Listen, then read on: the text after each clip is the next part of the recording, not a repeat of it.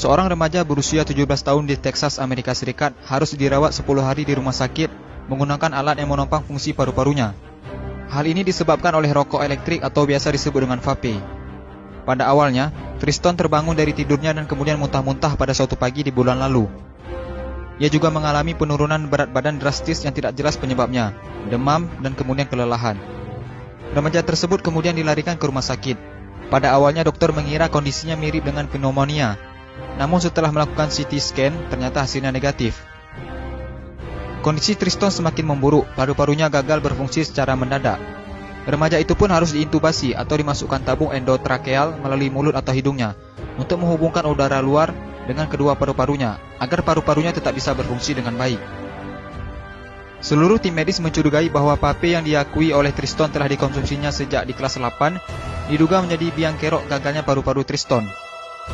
Kami tidak tahu secara pasti apa yang dilakukan oleh Triston, namun ada laporan literatur tentang pneumonitis, hipersensitivitas akibat vaping, kata dokter yang menangani Triston, yaitu Dr. Suzanne Whitworth, dikutip dari Daily Mail. Setelah 10 hari diintubasi, paru-paru Triston kembali pulih, walaupun ia masih harus berjuang keras untuk bernapas dengan baik. Ia bahkan harus kehilangan 13 kilo berat badannya, dan otot kakinya menjadi melemah. Triston juga bahkan harus belajar berjalan kembali. Saya benar-benar diberi kesempatan kedua oleh Tuhan. Dan segera setelah saya bangun dari koma itu, saya tahu apa yang ingin saya lakukan. Saya tidak ingin mengulangi kesalahan yang sama untuk menghisap vape, kata Triston.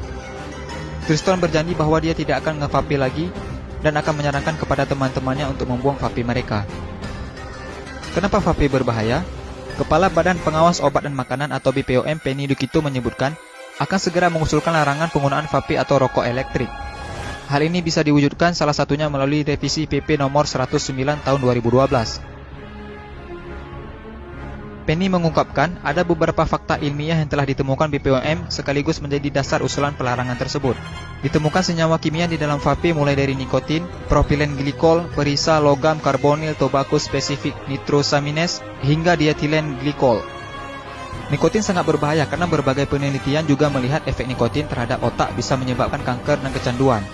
Propilen glikol juga sangat berbahaya karena jika dikonsumsi secara terus-menerus dapat menyebabkan gagal ginjal. Menurut laporan yang dipublikasikan dalam jurnal Investigate Medicine High Impact Case Reports tahun 2015. Memang vape tidak langsung memberikan dampak buruk bagi kesehatan. Sama seperti rokok, banyak orang yang tetap bisa sehat walaupun merokok.